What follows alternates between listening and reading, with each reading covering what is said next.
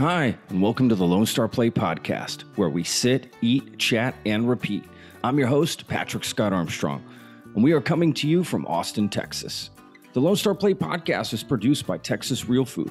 Go to texasrealfood.com, and you can search your city for local restaurants, stores, butchers, farmers markets, and more who are using organic, fresh, artisanal, and local sources. It's a fun site that brings all natural options all together. All right, I'm really excited about today's episode. We have Travis from Parker Creek Ranch. He also runs a blog called The Pastoralist, and we are going to discuss with him regenerative agriculture. Yep, maybe a term you've never heard, but we're going to get into it with him of what that means and what they're doing about it. So take a listen. It's a great episode. You're going to learn a lot about farming and farms and what they're going through right now. And a lot of good information about it. So check out parkercreekranch.com or go to thepastoralist.com, I believe it is, and you can find out more information about Travis and the operation that he's running. But for now, take a listen to the episode and enjoy.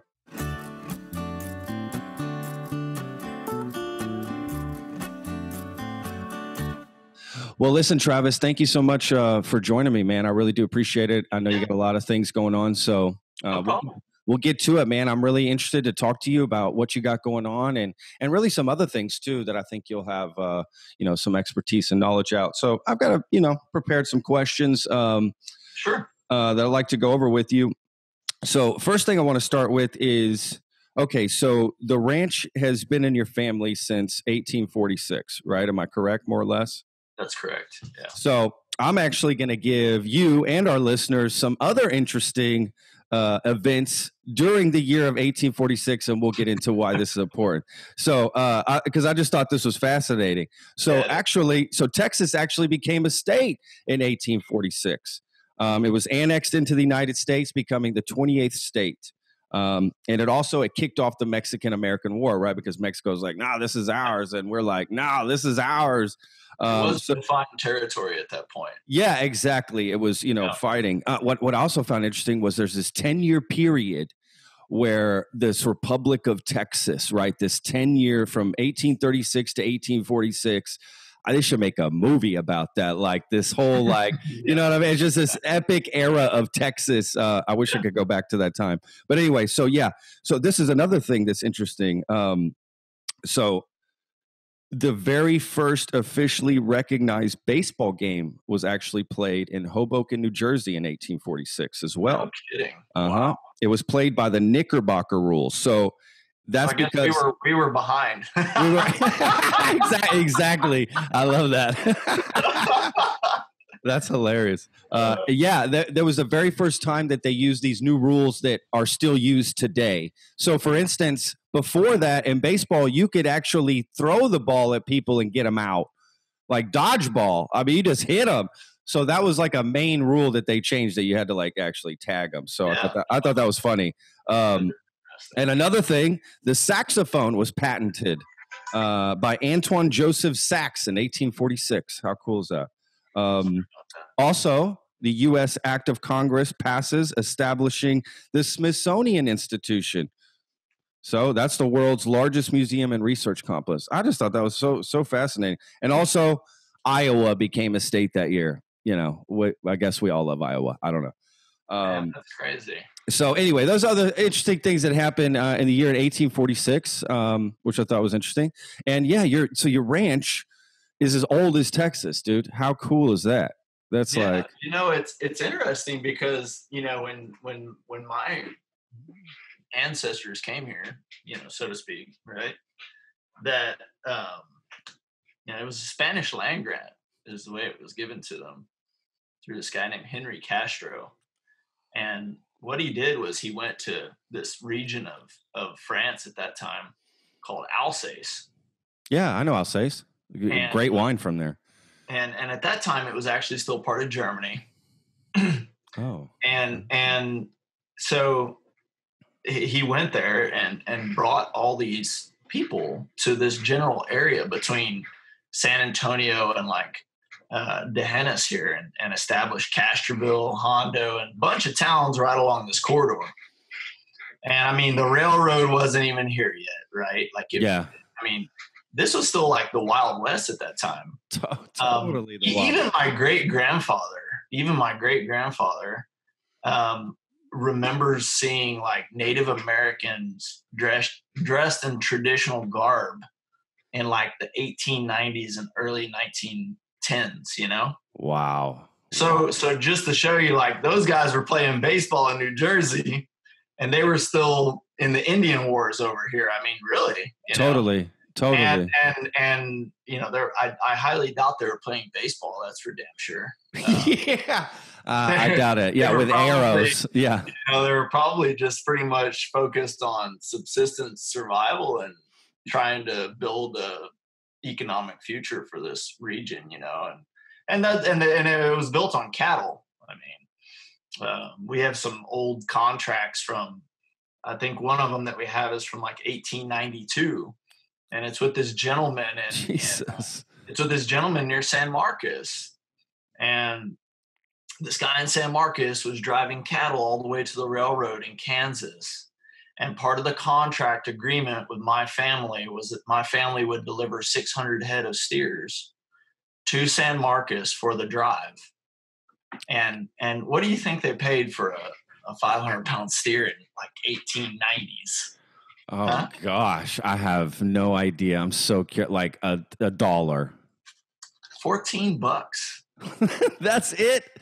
Yeah, no, but you say that's it. You know what you could buy with $14 back then? Was that, I guess you're right. How much an acre of land was? No. An acre of land was like 40 cents. You're kidding me. Yeah. Holy cow. So one steer. Yeah. You could buy a whole spread. Yeah. Damn, that's crazy. So 600 of them. Jesus. Isn't it fascinating though how the economics have changed with all that stuff? It really puts things into perspective when you think about, like, you know, how land values have changed in our nation throughout the past, you know, 175 years, and you know, since Texas became a state basically, and you know, and how that, you know, plays into agriculture. You know, it's the reason I bring it up. I think about that a lot. I'm like, God, if they only had the foresight to think that they should have bought as much land as they could. Totally. But they didn't think that way. You know, most people didn't. It was just they bought what they needed and they didn't buy more than that. You know, there wasn't a lot of thinking. I guess there wasn't a lot of greedy thinking, you know. Yeah. Like, I need to buy myself as big a spread as I can possibly get, you know. I feel we need to get back to that though, right? You know, well, you know, taking only what we need, right? You would hope, you know, I guess. You would hope. I'm a little bit more cynical than you, though, I guess. I have my moments. I don't have that much faith in humanity. I have my moments, man. Trust. I mean, look, after working in the restaurant industry for such a long time and seeing, seeing just people. I trust me, I get it. You don't want to have faith in humanity because, you know, you've seen humanity. It's like, oh yeah, they're assholes. So look, this is something I want to talk to you about because this is definitely something that's super, important to you. And really, I wanted to become important to me. But to be honest with you, didn't really know too much about it. So I'm excited to talk to you about it. Regenerative agriculture. So it's something you discuss on your blog, The Pastoralist, along with other subjects centered around farming. But first, just kind of tell us what that is and why do we want it? So, you know, what is regenerative agriculture is like the $1 million question, right? And I don't know. You tell me. Well, it sort of is. And the reason I say that is because there's no consensual definition to it yet. Okay. Which is a good thing, right? Like corporations and governments haven't wrapped their dirty little fingers around it. Yeah. You know what I'm saying? Yeah, totally. And those of us kind of on this fringe, you know, agriculture movement that have been here for a decade or more, you know, we've always tried to use words and phrases that corporations and governments haven't got a hold of yet, right? And that way it differentiates us, right? Got it. And it, you know what I'm saying? That we're not organic because that doesn't mean anything anymore. And then the next word, you know, because I remember us 10 years ago, we were like, oh, well, we're organic or sustainable. Yeah. Right? And that to us meant the same as it does now as the word regenerative agriculture, right? Got it. But the great thing is regenerative agriculture is like this really well redefined term for what we do. In fact, it defines us probably better than any term that we've all used in the past 10 years, like alternative or sustainable, right? Or beyond organic, all those terms that we've all used in this sort of fringe agriculture movement that's been going on for a long time now. And so regenerative, though, in a nutshell, on a personal level, and I think there's quite a few people who would sort of agree with this definition, though, is sort of this holistic approach to agriculture where, it starts with the health of the soil. And of course, then it goes to the health of the animals, right? And then getting that to the greater community. And then that community creates this economic structure around it, right? Well, regenerative agriculture kind of encompasses everything in that spectrum. And the goal is to regenerate not just the landscapes that we're on here, producing these animals, and what I mean by regenerating is rebuilding that soil and making it healthy, where the microbial life is healthy and the minerals and the nutrients are cycling properly and the energy cycling via animals, right? Like we're taking all that equation and we're making healthy soil that provides, clean water for all of us, clean air, right? For even you in the city, Yeah. And then we're, producing this really great nutritious product to feed people. And we're not just feeding them a bunch of shit, right? We're feeding them like this really nutrient dense, healthy food. And they're paying us money, this economic transaction to make that happen, right? And then both of us are, building this community structure around that. And a lot of us tend to market our products in alternative ways. We don't go through middlemen, okay? So the most dollars are coming back to us as producers, and which means, guess what? Which means I can grow my operation and I can share it with other people who want to be in the farming movement as well. And, so it's like this continuous, regenerative cycle that we're building upon, from the soil all the way up to, the greater community. So that's kind of, I know that's a really long definition. No, not at all. But that's sort of how I see it. Well, it's a complicated issue, right? I mean, there's all kinds of, like you began, there's all kinds of these halo terms, I call them, like these health halo terms that companies and people like to use, like you said, organic, all natural, right? Things that pop on packaging and have lost their meaning. I mean, we talk about this, on the podcast a lot, that those words have lost meaning. I mean, they don't mean anything anymore, just because once you learn what it takes to get those terms added to your product, you're like, okay, so I can't trust the word anymore, which is sad, to be honest with you, that it got taken over and it's misleading, right? It's misleading to people. Well, that's a whole podcast on that very It really is. Honestly, it's a documentary. Somebody should make a documentary about that, about deconstructing organic. Joel Salatin just wrote a book on that subject. I forget what it's called, but he just published it with co-authored it with somebody else. So like, that needs to get out. So something to think about, is like, and just to sort of like explain the differentiation, right? Like agriculture for the past, I would say 50 plus years, okay, has been looked at in like this linear equation. And you could look at healthcare and all the things that we do in economics the same way. But it's this linear equation, right? Like, okay, I'm going to go plow the field. I'm going to go plant the seed. And then when the pests come to eat my 100 acres of corn, I'm going to spray the shit out of it, right? And then we're going to harvest it, and we're going to turn it into ethanol or feed for animals, and then, pass that on. And then eventually it's going to end up at the grocery store, and nothing ever comes back because, oh, by the way, that corn probably traveled like 2,000 miles to some feedlot or ethanol plant. And then it goes like, the ethanol goes to like Saudi Arabia or something, right? Or Europe. Oh, wow. Yeah. So there's this like linear process to it that doesn't cycle back around, right? I see what you're saying. And so with regenerative agriculture, the idea is like this systematized systems thinking approach to it, right? Sure. Where it's like this feedback loop. You know what I'm saying? Like that transaction, that end transaction, which is the dollars in my pocket from the consumer, what do I do? I put it back into my land right here in this very spot, and into my employees and into our infrastructure, right?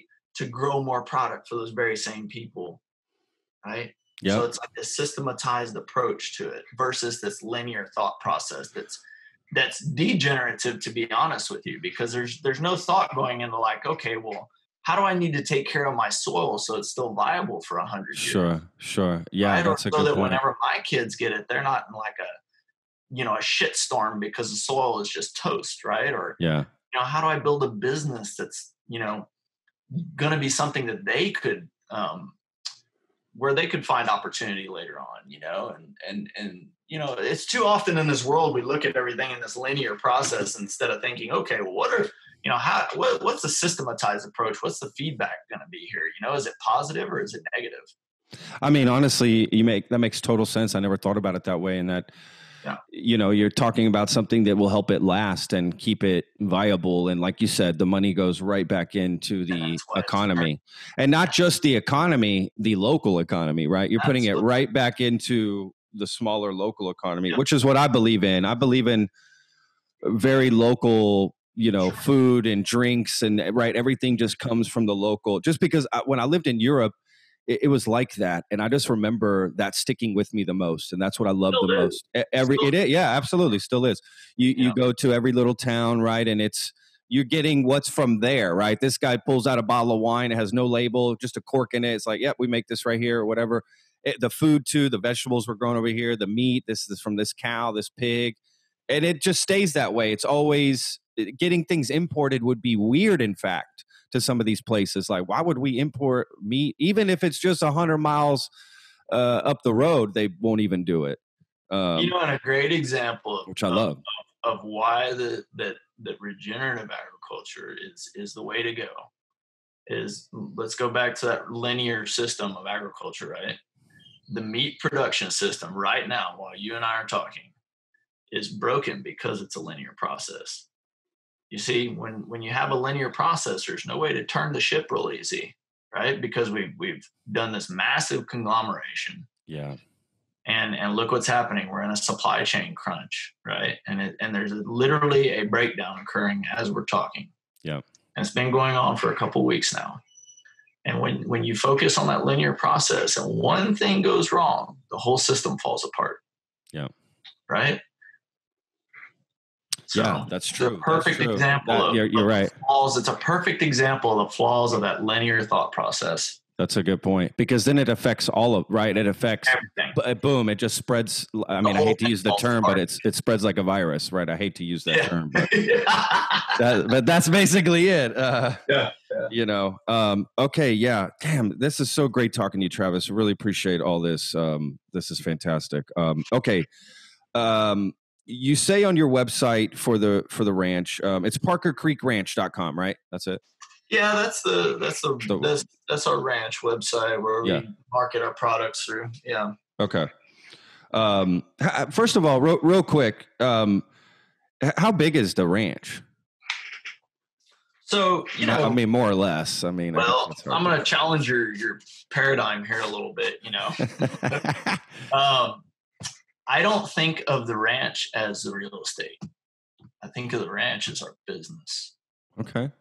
And I think a lot of people will agree with me if you think of the ranch as your real estate, you are going to go broke in this day and age, because you cannot buy enough real estate, and you can't rent enough either, because it's becoming more and more available, the rented land. But like, I'll give you an example. Where I live here in Texas, in South Texas, I have to compete against deer hunters that, no offense to any deer hunters listening to the show, but they're a challenge to deal with when it comes to livestock, right? What do you mean? Like, in what way? Well, there's this long thought, there's this long drawn out idea that has been perpetuated that livestock and wildlife can't get along, right? Which is totally not true under good management. And in fact, the livestock can enhance the landscape if managed properly. But to finish your question though, right? Like the ranch is our business, and that business rents a lot of real estate, couple thousand acres, various properties, right? Wow. Parker Creek Ranch, which is what the business is named after, is a home place here. Okay.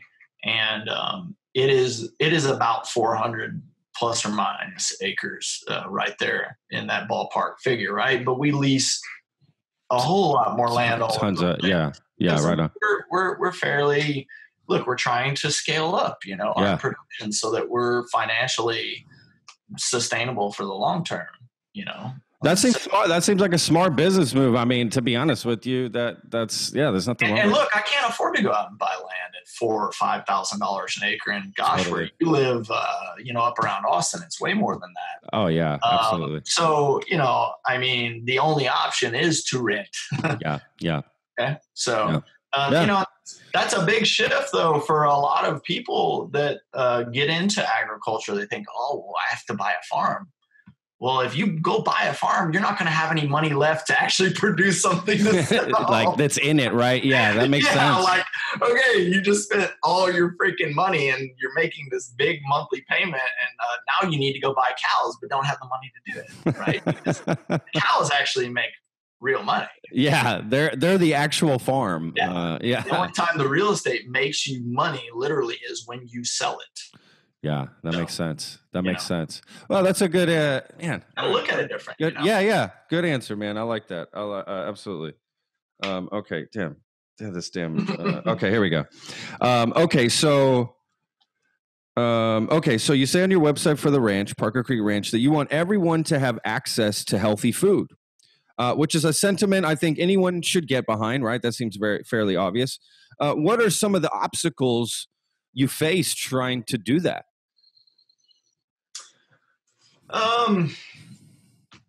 Man, I'm sure it's a lot of things. So we, when I was in college about 15 years ago was sort of when I started getting into health food, right?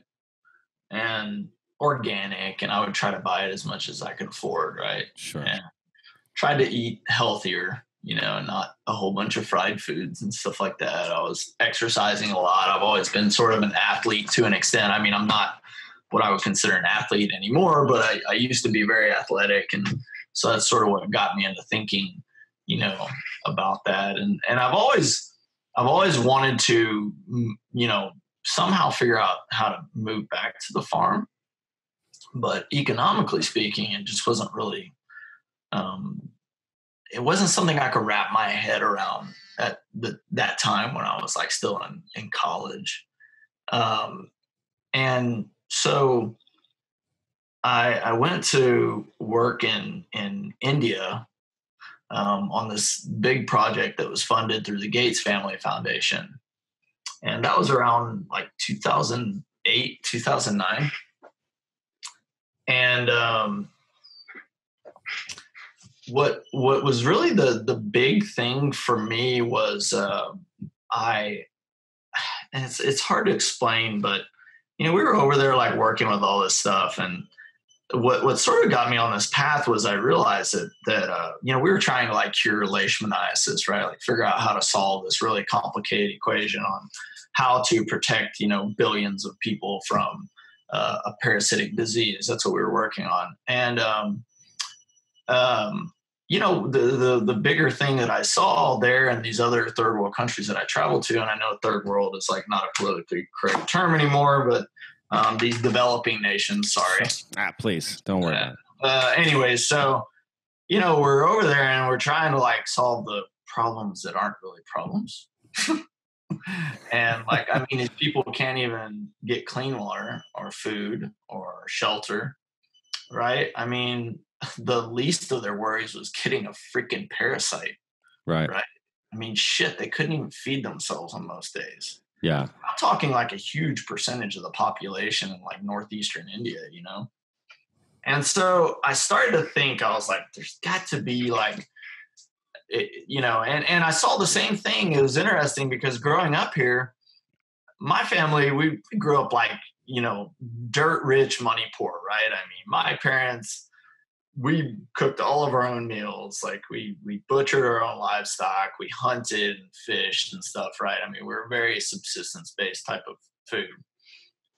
But what's interesting is, a lot of people in these rural communities don't grow any food, right? Like, and even, and so I started thinking about the food system in general. And at about that time period when I was in India, and I started reading Joel Salatine's books, at night when I was in India alone, and it sort of got me on this path to thinking about, coming back to the ranch and starting this new food economy based off our ranch. Because there was nothing going on in Texas at that time, really, that was pasture-based agriculture, right? Yeah.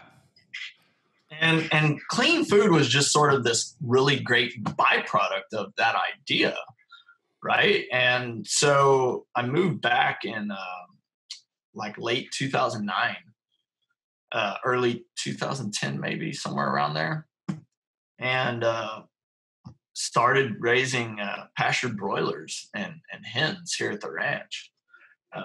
We had our cattle and started doing some better management of the cattle and stuff and producing our own food. And God, what do you know? You produce like this super nutritious, clean meat that like most people at that time had never heard of in Texas. I mean, it had been going on for 20 plus years before that on the East Coast and West Coast, but it was really new to Texas.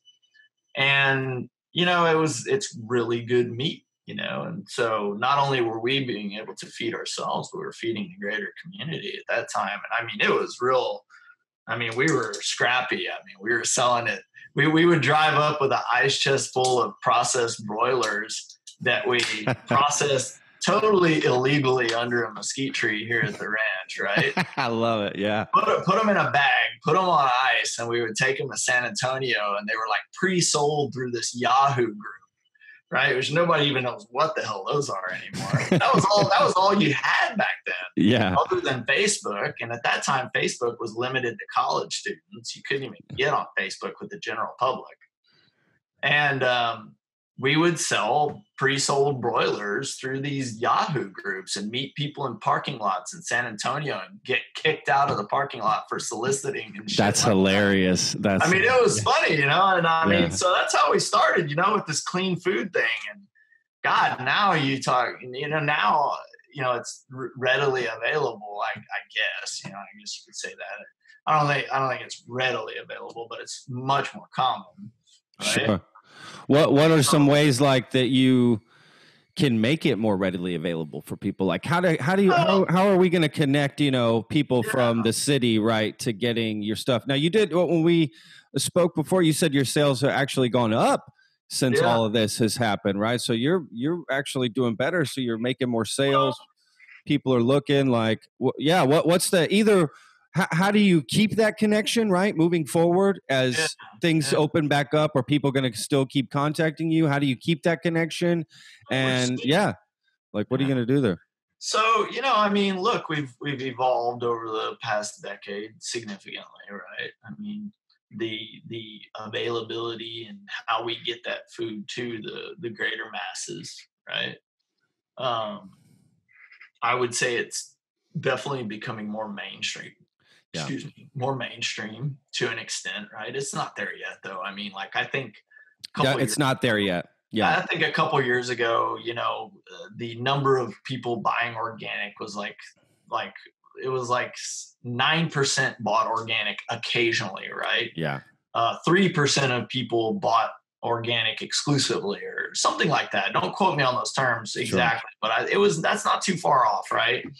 That sounds about right. The number of people buying from small farms like me was probably minute, still is in the overall scheme of things, right? We're talking about all the food that's consumed in the nation, right? Of course. But I think what's interesting is, we have all these really great online platforms now to make these transactions happen more efficiently. Our website is a good example. I mean, we just use a Squarespace platform that I can manage myself. right? Like it's really easy to do now. We have a refrigerated van that goes to San Antonio 2 to 3 times a week and makes those deliveries, and also, now you have shipping options available where you can ship it across the country if you want to. We don't That's do awesome. that, Yeah. but Yeah. because I don't need to. I mean, Sure. San Antonio fills up my whole market capacity. But there are a lot of people who do shipping. You can overnight meet, no more than 2 nights, and you can get it pretty much anywhere in the country. And it's pretty cheap to do. So there's a lot of ways to get it now. And we can't leave out grocery stores, right? I mean, that is a huge part of the equation of how people Absolutely. get. That's the best. That in my opinion, that's the best way long term to really make that connection, right? Is getting people to buy it that way at the grocery store. Absolutely. It's the most convenient way Exactly. probably for people to buy product because they can go to one place and get everything they need, right? And I get it, right? Like, I get it too. And so what we need to do as smaller producers is, in my opinion, most of us probably need to join forces instead of trying to market and distribute all of our products separately. We need to be working together, co-branding these products to provide the quantity and the consistency needed to get to grocery stores, right? I mean, that's always been the real hindrance to small local agriculture, was that quantity and consistency on delivery is inconsistent because of the things that we're vulnerable to, right? Like, I mean, a storm could come and wipe out my flock of broilers, because they're not in pasture. And, I'll put it like a vegetable gardener could get a hailstorm and he's lost his crop. Well, if we're all working together, right, and there's a vegetable farmer 10 miles away and another one 20 miles the other way, well, hopefully one of us doesn't get the freaking hailstorm, right? Yeah. and you still have that product coming in and those orders being fulfilled in a consistent manner that works with the grocery store model, right? I'm working on a big project right now called Wholesome Meats, and it's through some investors that want to make some change happen in the regenerative agriculture movement and down to the consumer level. And our focus is with that group that I'm working with is to bring, regenerative beef to the masses, and that's what our primary focus is grocery store, getting it on the grocery store shelf, hopefully starting with maybe a place like HEB or a local co-op or something like that. You know what I'm saying? And it needs to go to a place like HEB. I mean, co-ops are great and all, but most people don't go to those places. So it's kind of like Wheatsville in Austin is you're awesome. spinning wheels. Yeah, exactly. Yeah. It's awesome, but there's only 2 Wheatsville co-ops, I think, right? Yeah. How many HEBs are there? There's exactly. There's hundreds. Yes. You got to get that food in front of those people's faces, and you got to make it easy for them. I mean, I hate to say that, but no, you're right. But that's the truth. That you've got to meet them there because look, people can spout all day long on social media how great they want to be, right? I want to support the farmers, support local, hashtag, they put a little cowboy hat on and maybe a little piece of hay sticking out the mouth and they're just like, yay, but it's like, but the truth is when it actually comes down to pull the trigger, they'll only go so far to get it. I hate to say that, but that's the truth. So as farmers, and it even sucks, y'all are actually the ones that have to make the bigger step to get it in front of people because they're lazy and it's just how they are. And I get it. There's no doubt about that. I mean, look, why do you think our distribution business has grown so rapidly in the past 3 months? Yeah, COVID helped it out, right? Like, I mean, there's no doubt about it that people were, these stay-at-home orders, the media freaked the shit out of everybody.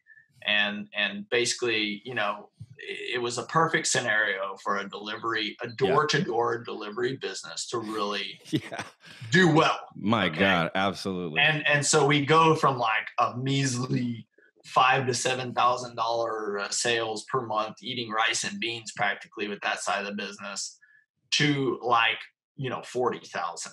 Wow. Yeah. 50,000 a month, right? Yeah. And we had the product to provide it, thank God. And what I saw happening, and And look, this is another good thing about small businesses is it's easy to turn the ship, right? Absolutely. You can pivot so fast, right? There's no like line of red tape to go through. Exactly. Right. It's like the difference between turning the Titanic and then turning your John boat. Yeah. Turn that John boat on like a 90 Great. degree angle. The Titanic, you Yeah. try to turn that sucker at a 90, you're gonna like sink that, Yeah. you know? And so like with our business, you know, we what we figured out was like, okay, whoa, like the demand is so crazy, right? And I'm one of those people who like really believes in moments like these, this is the time to shine for like small local agriculture, right? Yes. People are giving us a chance. The spotlight, right? It's on y'all. Yes. Spotlight's on us. People are giving us a chance. They're giving us a second look, right? And they're buying from us that have never bought from us before. And we need to do our absolute best to make sure that we can get them the product, that they're happy with it, and show them that we can actually provide, right? That we're not just some little joke. Totally. And so we, you know, we've turned our little distribution business into this model where we're conglomerating from other producers and stuff like that. Where, because look, I realized really quick. That's awesome. Wow, they're going to outgrow my supply really rapidly, right? Sure. The demand will outgrow my supply, but wait a minute, if I mindfully, you know, reach out to other producers that you know are on the same paradigm as I am with their production practices, you know, and provide those to our community that's buying from us, then we can keep them happy. Yeah. Right? As long as absolutely as long as their delivery gets there on time and stuff like that. And it's just this baby step. Probably, you know, most likely my theory is these are the little baby steps that are necessary to get to that point where producers learn to work together to co-brand and get it in a grocery store someday, right? Yeah. I mean, that's how businesses like Organic Valley started, you know, and Organic Valley is now this massive co-op of producers that provide to grocery stores throughout the United States, you know, and that's the same model that we all as small producers need to adopt. And, you know, because look, we don't want to have to sell through somebody like Cisco or Tyson. I mean, they 100%. they've got you by the proverbial balls when you work with people like that, you know? Yeah. I mean, we want to work with a distribution and marketing system that we have some say-so in. You know, maybe some like farm-based distribution company needs to come pop up, and it's just like we only work with farms. Why not the farmers own it? Why not the farmers own it? And we hire people to run that business for us. Yes, that's where it should be. I agree with you. Where that dividend at the end of the year, that profit that's made is redistributed to the very people that provide it. Yes. You know, it's what I used to hate about when I had my food truck here in Austin. I started 2014, and I think it was about 2015, the whole food delivery apps and everything started to hit the scene. And at first I was like, oh, this is interesting. We can get our product out to more people. Then when I saw the prices they were charging us, I was like, how much of it they're taking? Yeah, I was like 33%. Damn thing. Exactly. I was like, I'm making all the food I'm creating. Literally, they want me. They don't want you. And you're taking a third of it. I mean, I thought this is going to kill the industry. And sure enough, it's like debilitating to some businesses, that percentage that they take. I mean, look, I don't know one business that if you're just starting out, that's your profit. How can you give up 30%? You can't, but you almost have to, because your customers start, hey, I'm trying to order and I'm on the app, and you know, it becomes like, look, I mean, you know, restaurants have thin margins, right? Food trucks, restaurants, and food businesses have thin margins. You know, you can't. There's nothing to play around with. Yeah, if you break even, you're happy, right? If you're just like, I got bills paid, shit, I'm happy. You know, it's like that's success to me. The first 10 years of our farming career, too. I mean, absolutely, and there's nothing wrong with that. That could be success in a lot of ways. But yeah, that you know, that can't happen to farmers. That can't happen. Some company coming in and, you know, just really taking the rug out from underneath you guys. Definitely, if y'all could control that system and get it to people want it now. I mean, you have people's attention, like you said, the spotlight's on. People want to order. I think the new hot term is going to be farm box. That's the term like all my friends here in the city use, right? Did you get that farm box? Did you order that farm box from that place? Did you get that farm box? Like, and people are excited to get it. And I think what's great about the farm box is that this can be part of the solution long term, is that it beats into people's head that, okay, I'm going to get this farm box, but it's going to be different sometimes based on the vegetables that they're growing. Yeah. That's where I think we need to change people's mindset of, I need a tomato year round. I need a cucumber year round. I need a strawberry year round. Like, we need to break that from people and get like hatch chili, right? We know that there's a hatch chili season. Like, as simple as that is, that's how people, I think the farm box is helping a lot of ways that way. It's like, okay, cool. These are the vegetables I'm getting this week. Let me see what I can make with it, instead of just constantly getting the same thing. I don't know. To me, that just seems part of the long-term solution. There's no doubt that a certain level of it is consumer consciousness, right? Yes. But look, I think we're all smart enough and creative enough to figure out ways to hedge those things as much as possible, right? Sure. Without the problem that we get into is when people demand something like a tomato year round, right? Which is not a great example. It's not a good example. Strawberry, there you go. Okay, that a strawberry is an even better example, really, because what you do though is, the problem with that is the producer, the demand is there, right? The producer is just producing what is demanded. Absolutely. At the marketplace. Yeah. That's how they make their living, right? So you can't blame them directly. But what tends to happen is when we get that kind of demand, is that some basic principles begin to break down. And it gets a little out of sync. In fact, it gets totally out of sync with what Mother Nature wants, right? And if we haven't learned anything yet on this planet, we have not learned to literally work with nature very well, in my opinion. Yeah. And regenerative agriculture does that very well. I mean, it's basically an agricultural system defined by nature, right? And that mimics it almost precisely. And when you start growing a strawberry in a hydroponic greenhouse, that is not natural. It's supposed to grow in soil. Yeah. And it's not supposed to be fed synthetic nutrients or fish poop. Yeah. And look, I'm not knocking the people that are doing that, right? Because they're doing what the market demands. Sure. I get it. Yeah, absolutely. Okay? But the consumer better wake up and realize that there are consequences for those things. You sacrifice quality to get that demand, 100%. Absolutely. Or you sacrifice, the seasonality of something. I mean, and it's going to have other consequences, whether that's pollution or, the degradation of soil or what have you. It's such a horrible circle, right? That everybody's in. It's like they keep producing it. People keep buying it because it's on the show, right? When I show up, there's the strawberries. I might as well get them. It's kind of it's really hard to stop that in a lot of ways because it's a very complicated subject, It really is. And it can get really touchy too. I mean, you can get people pretty hot about it because, they feel like they're being attacked because they decided to grow hydroponic, strawberries because there's a big ass demand for it. Sure. Well, so that's a really hot button subject. Yeah. I look, everyone's got to, try to make a living and feed their family and take care of themselves. I get it, right? I'll never put anybody down for doing anything like that, right? Like, I mean, look, I buy, I'm not perfect. I don't buy everything I buy isn't all natural, organic, whatever, like I buy what fits my price range, right? That's actually another question I have for you.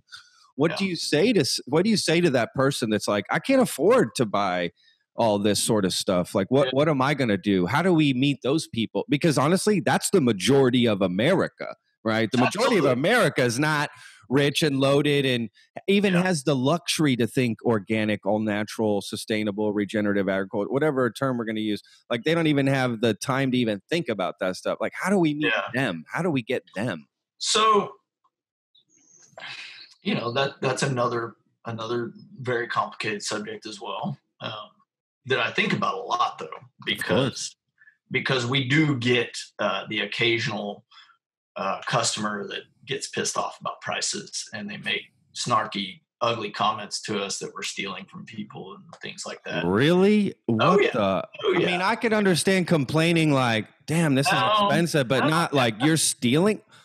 Yeah. And so, for number one, what I tell people, the way that I usually start these conversations is I say, look, this is the real cost of what this takes to produce it, to market it, and get it here, wherever I may be, right? Or wherever that consumer may be. Yeah. With a small amount of profit on it to, I'm not paying myself an exorbitant, CEO salary. I was just going to say, are you getting $3 million bonuses a year, Travis? Yeah. I have never paid myself, and there's probably some other farmers out there who will knock me for not paying myself better, but I've never paid my own salary more than $30,000 a year. I have several guys that work for me right now that are pulling 40 hours a week that'll make more money than I do this year. Wow. From the farm, right? Yeah. I have other sources of income though. Sure, of course. I have, my consulting business and the Wholesome Meats Project and other things that I'm doing, right? So it's not like 40 hours of my week is totally dedicated to the farm, even though I do work more than 40 hours a week on the farm. A lot of it is sort of personal stuff though, so number one, it's a real cost of this food. Okay. Yeah. When it gets to their doorstep. And it's not subsidized. We've never taken any government subsidies for our product, or our production. So, like EQIP program, we've never used it to build a fence. I mean, none of that. Right. So,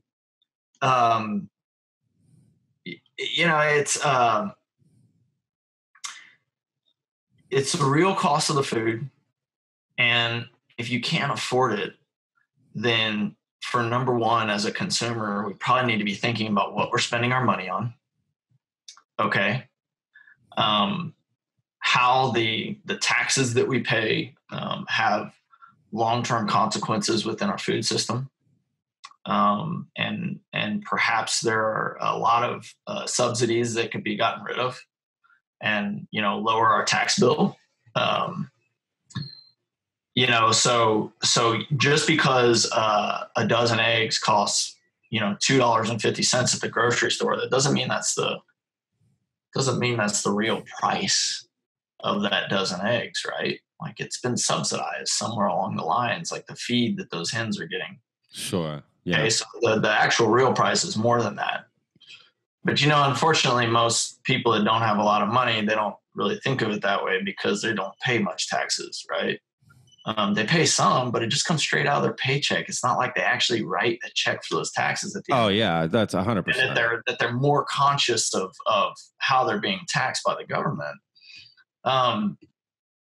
And then number two thing I tell people is, hey, look, it's not for everybody. I'm not forcing you to buy this product. You're more than welcome to go buy your dozen eggs or your pound of ground beef from somewhere else. So yeah, absolutely. It's not like I'm forcing anybody to buy my product. Of course. And so I think that it really stems from a lack of consumer education. Yes. And so a big part of like what we do at the farm is we try to educate our consumers about what, not just our production practices and trying to market that, right? We educate them about, the food system and why it's important to buy from us and why it costs what it does. I've written several blogs about it. I've written several articles in Edible San Antonio about that very subject, so it's kind of a really a naive thing for people to say, you know what I mean? Like, it really why is. does your stuff cost so much, Totally. Because in reality, they just don't know. They just honestly, they have no clue. Look, in reality, it doesn't cost that much. Go buy a pound of ground beef right now at HEB. You tell me how much it costs. I went into Walmart the other day and ground beef was almost $8. My ground beef is $8. Wow. So it doesn't look so bad anymore, does it? Exactly. Yeah, that's a good point. Maybe this will help actually. I will. In some ways, right? In look, if I could take COVID back, I would, right? Like for everybody's sake and the people that have lost their lives over it, right? But there's no doubt that it's going to help the image of small local agriculture. Look, there's nothing wrong with looking at the opportunities that have, arisen from what's happened, right? That's the reality of things, and that's what we have to do. I'm glad to hear that your business is doing well and that probably other farms as well. Like I'm happy to hear that, right? That you guys are thriving during this time, because I actually thought the complete opposite would happen. And I'm really glad that that's not the case. Look, the big people that are commodity-based agriculture with that linear process are not doing well. You're right. They are screwed right now. I hope, deep down inside of me, I hope that they can figure out a way to overcome it, because I don't want to see farms lost necessarily. Right? Absolutely. All those people out of work too at the packing places. Yeah. I cannot imagine, these farms that have 10,000 pigs that are having to go out and euthanize all their pigs. Oh my God. Yes. It makes me sick. It makes me sick too, man. I can't imagine how it makes you feel. I'm sure that's the type of stuff that makes people probably commit suicide and stuff, I can't even imagine. I couldn't do that. Like that's something I couldn't do it. I just would. I don't. Yeah. And if I did have to do it, I would not come back to the farm. I just couldn't think about it anymore. Oh my gosh. I could. And if that's your mentality, right? Like you deal with this. I can't even imagine. Yeah. Yes. For the normal everyday person that doesn't work on a farm, right? Like when they see that image, it is. When I lose one cow, it's jarring. Yeah, when I lose one cow, it makes me feel ill. Oh, I can't even imagine. Absolutely, I can't hunt, man. I'm one of these guys. I grew up in Texas my whole life too, and like I've been hunting a few times, right? I've been on lots of land, right, where you have that friend that goes, "Come out to my land," and right, so you do that a bunch, and I've done that a ton of times, and whatever, and I've camped and blah blah blah blah blah. But I can fish though. I guess that's the one thing I can do. I don't mind fishing. But when it comes to like, if I got to shoot a deer, I can't do it. I can't shoot the deer. I can't cut them open. I can't do it. I just not in me. Like, I just can't do it. I don't know. There's just something in me that just won't. Like, if I had to kill I think that's the majority of human beings, to be honest. Like, if we had to kill, right? If we had to kill our own meat, like, we would all be fucking vegetarians. Like, there's no doubt about it. Because I'd be like, not killing that. I guess we're eating potatoes again. This is a great question that I have for you, Travis, real quick. I don't mean to rabbit trail, but I just have to ask you before I forget, because I asked Jordan this question, Jordan Green, and he gave me a great answer that I didn't even think about.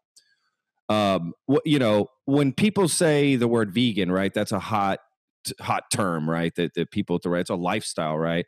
I always had this idea that less animals are killed being a vegan, right? But after talking with Jordan, he's like, well, there's this whole thing that a lot of other animals do die by growing all these plants and crops and whatever.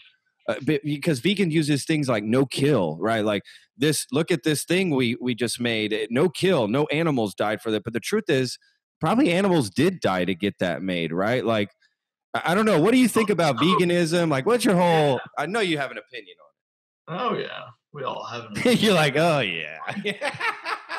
We all have an opinion on everything. That's true. That's a good point. What's really interesting.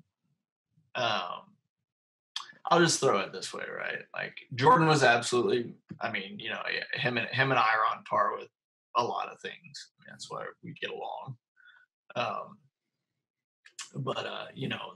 That linear production system of agriculture, growing 1,000 acres of corn, if you think no animals were harmed, you're pretty naive,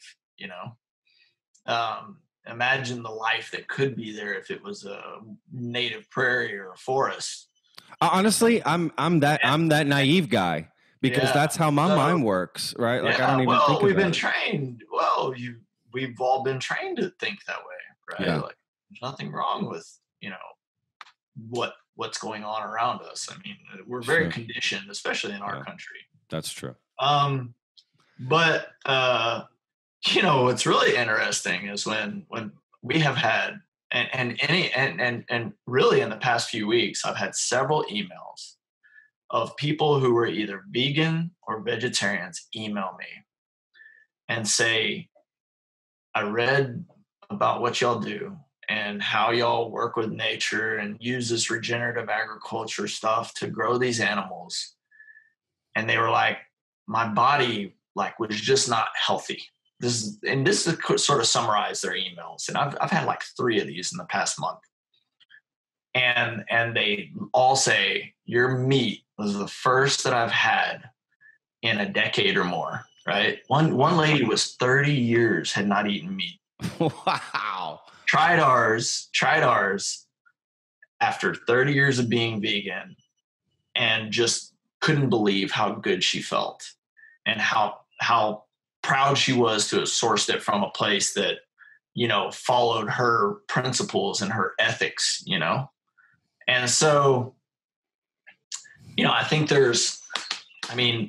Beyond Meat is a great example of what you're talking about, right? Like it's this, we're going to save the planet, Totally. Climate change, because you're all going to be eating vegan burgers from Whataburger. So crazy. Right? Totally. It is. It's junk. Are you editing the podcast? Yeah. It's fucking nuts. It really is. It's nuts because it's all based from these massively produced ingredients, including corn and soybeans, which are probably 2 of the most destructive things on this planet. Like if you want to really, really point your finger at destructive things on this planet that are like really at odds with nature and the way the planet should work, right? You could look at the fossil fuel industry, right? But hey, I drive a car. I mean, we have, we all do shit, right? Totally. So I can't knock something that I use, right? Totally. Or I'd be, I'd look pretty stupid to it. Yeah. But the industrial agricultural system that has been around for about 50, 60 years now is a very destructive force on this planet. And, that Beyond Meat burger is way worse than feedlot beef, probably. I agree with that. Plus, it's got all these chemicals in it too, right? If you look at the studies that are coming out on that stuff, and I mean, look, if you want to go eat a burger that's truly conscious, go get a grass-fed, regenerative hamburger. I mean, and that's something that is going to, save the planet if we can do that. I agree with that. Like, I mean, it's just how many chemicals are in? Like every time I see vegan products, right? If you look at the packaging or this or that, it's got all kinds of weird shit I can't pronounce. It's like, why would I eat this? Like, I don't get it. But this I will say, the vegan diet is flawed. I mean, that's why. But I agree. But this is what I will say about vegans, right? But a lot of times the vegan, like, this is what I agree with them on, that they don't like the way that a lot of these animals are being killed. It's like, I agree with you, right? Like it's like 1,000% agree with you. So why not use your buying power as a consumer? Use your dollar to vote for something good. Yes. Right? Like purchasing from a farm that practices regenerative agriculture. Absolutely. Instead of buying Beyond Meat. We really can't move forward. Let's say someone says, okay, well, we shouldn't kill any animals, even if we raise them right? We shouldn't be eating any of that stuff. It's like, well, we can't just live off these weird vegetable. Like, I read the study once about the UK that they said that actually sustainable crops, like, it would actually take up more land and be more destructive to the climate to feed everybody than if we were to use livestock and meat and all this. I found that very interesting. Yeah. So is that kind of true? Yeah, absolutely. I mean, and look, animals produced in a regenerative manner, on grass, managed well, I mean, can actually sequester carbon. It's carbon negative, Oh, wow. So, wow. not only is it healthier for us, right? But it's also going to save the climate, That's great. Man, this so needs to it's get out way there. beyond, it's way beyond the normal thinking of, oh, well, plant-based agriculture is gonna, reduce all the CO2 emissions. That's literally what the I have a lot of, look, I mean, I'm gonna be honest, I live in the city here, right? In Austin. I have a lot of friends that are vegan. Okay, it's just the reality of it, which I don't care. I'm not a vegan. I just like everything. I mean, it's just how I am. But we basically have the same conversations over and over again. And really the conversation is that no, plant-based moving forward is the future. And that's, we kill, there's no animal kills, and I think there's a lot of vegans that don't understand that growing all these crops kills a lot of animals. Yeah. I honestly believe that. They don't even think about it. They don't even know that, because honestly, before I had the podcast with Jordan Green, that never occurred to me. That's not any. Well, look, I think the people that think about veganism and their heart's in the right place, man. I'm telling you, their heart's in the right place for sure. But I think there's a severe nature deficit going on there. Like, they're disconnected from the natural world in some form or fashion, and how it functions. Right? That's interesting. Wow. Animals are part of this planet. I agree. Just like we are. I agree. I mean, I don't understand it entirely, right? Because I'm not vegan, but yeah, man, I think we made our point pretty clear. I think so too, man. Look, I think a lot of vegans at the end of the day, what the majority of them care the most. And I'm not talking about the fringe ones that whatever. Yeah, you don't even talk about them. They're not included. The average everyday vegan has their heart in the right place and just cares about animals, doesn't want to see animals killed, the way that they get killed in these factory farming. And I can respect that, right? I think a lot of people can get behind that. So yeah, I think that's just the deal. I think it's all just a balanced diet. I think another thing too is just portions, and people also assume every meal I need to have meat. It's that's not the case. You don't have to have. No, of course. Half of our diets are vegetarian or vegan, to be honest with you, right? Like a lot of times. And look, who would not want to get behind a better type of agriculture? You'd have to be a fool. I agree. You'd have to be a fool not to. I agree. But you know what? There are lots of fools, dog. So I mean, we say that, right? Like, who wouldn't get behind it? But you'd be surprised. No, I know. How many people that just wouldn't. They find a way, right? There's a lobbyist group or something that there's find a way to get behind it. Anything that gets in the way of money, usually people, have a hard time with. Hang on, Travis. I got another couple questions real quick, man. I know you got to go. No, you're fine. This is just something I really want. Okay, let's see here. Okay. If you had to name the top 3 things facing farmers moving forward from today, what would it be? Oh, wow. I don't know, like politics, red tape. No, I don't know.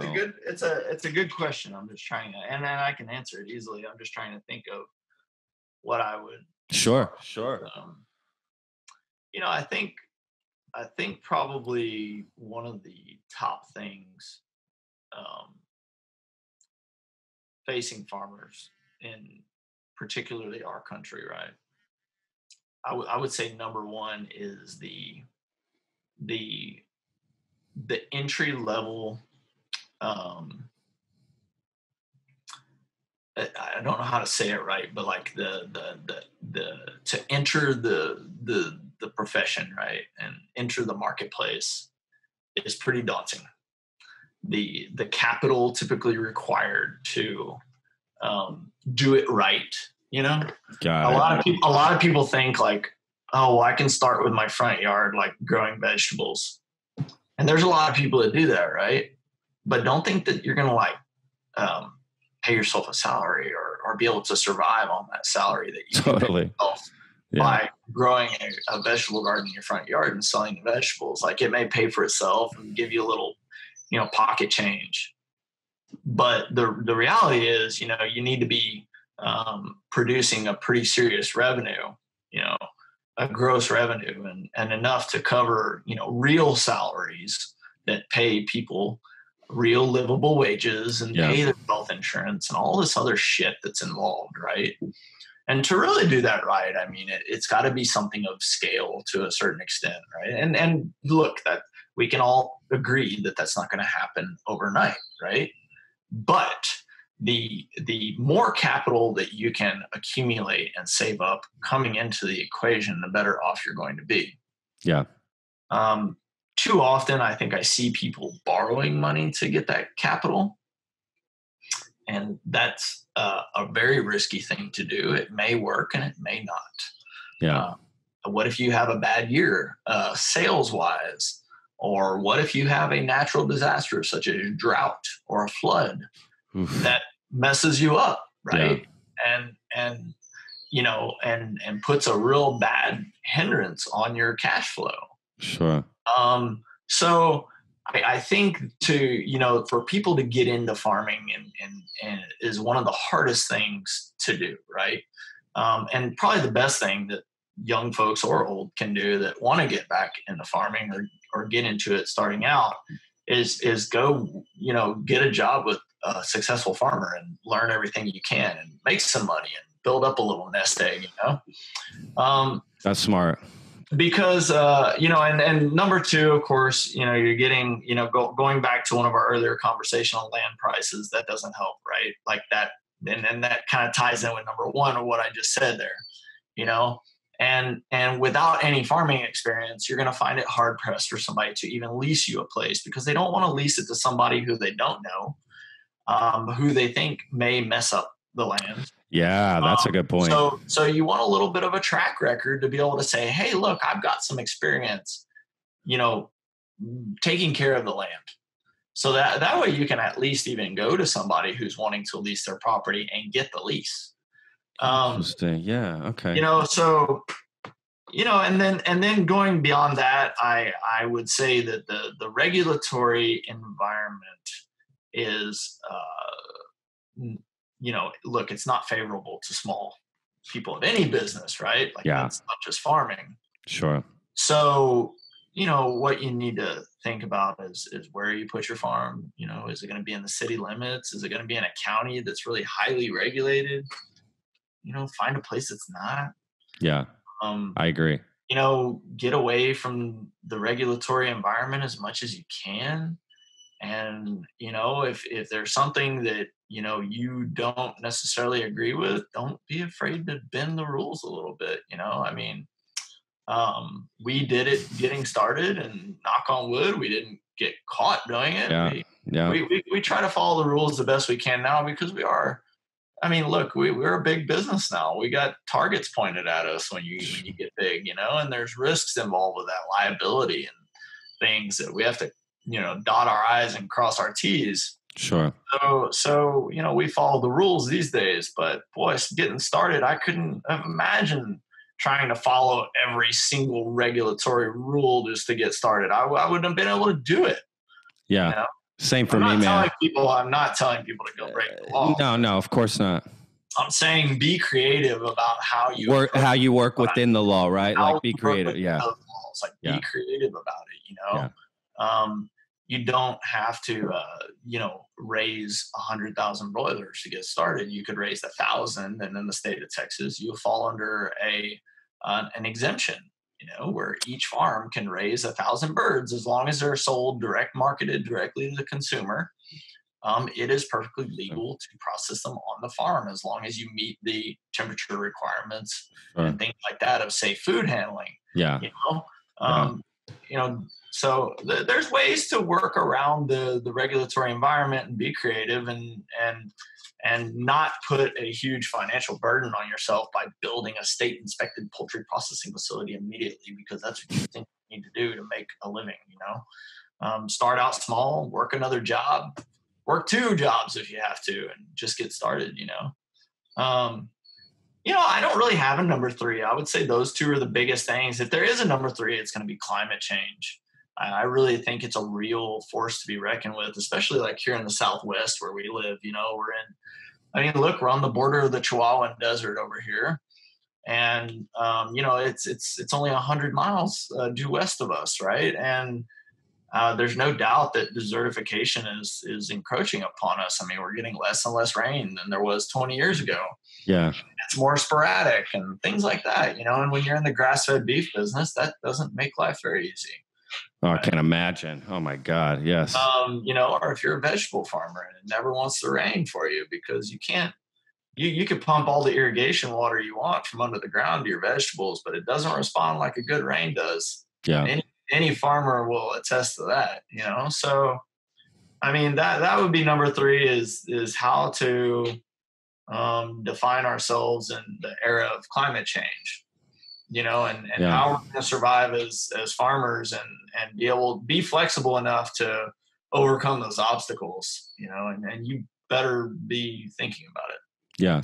Farmers have a lot of, big part of it, right? Like, absolutely. And I mean, a good example of what we do is, how do we make ourselves more resilient in our landscape, right? Like, how do we improve the soil structure so that it holds more water when it does actually rain? That's smart. Yeah. See, I wouldn't even have thought of stuff like that. Is that like, I'm just guessing, an educational guess would be some sort of rocks mixed in or something to help absorb. I just made that up. Maintaining grass cover as much as possible. Good living root structure below the ground. Got it. So it soaks up into that. Yeah, that makes sense. Okay. Exactly. That makes sense. Stuff like that. You got to be thinking long-term with that stuff. Yeah, absolutely. Of course. And, long-term management strategies. Yeah. Long-term management strategies. Oh, look at that. Those are big words there. Right? I love it. Okay. This will be my final question, Travis. This is interesting. We sort of touched it, but let's sort of end on this. So let's say, okay, what would you say to someone who has never bought food from a farm to convince them to start? So this has nothing to do with price. Has nothing, right? They're just like, why should I buy from you? If I can meet somebody face to face, right, I think I can convince them to buy my food. Just because I'm having a genuine conversation, person to person. And in our food system that we have right now, there is no connection to the farmers. Yes. Okay. But if I can have a connection with that consumer in one way or another, or my delivery drivers that also work here on the farm, right? I think we can just have a real basic conversation about what we do on our farm, how it's just a little bit different, how it tastes different. And I'll bet you they'll buy my food.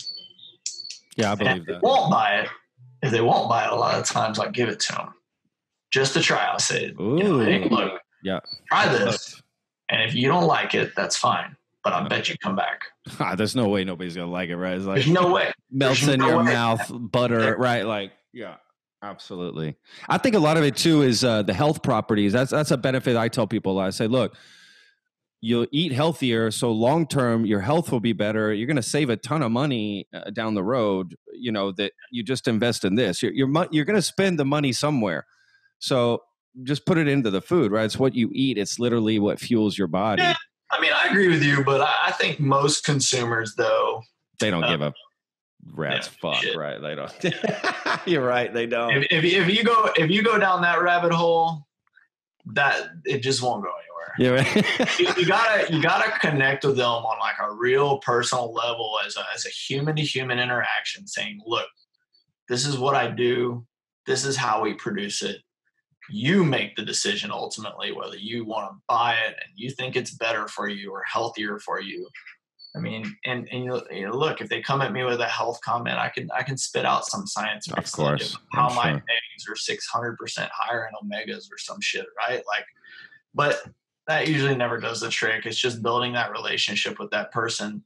And all it takes is just one conversation, either over the phone or an email or in person, and make that connection and build a little trust.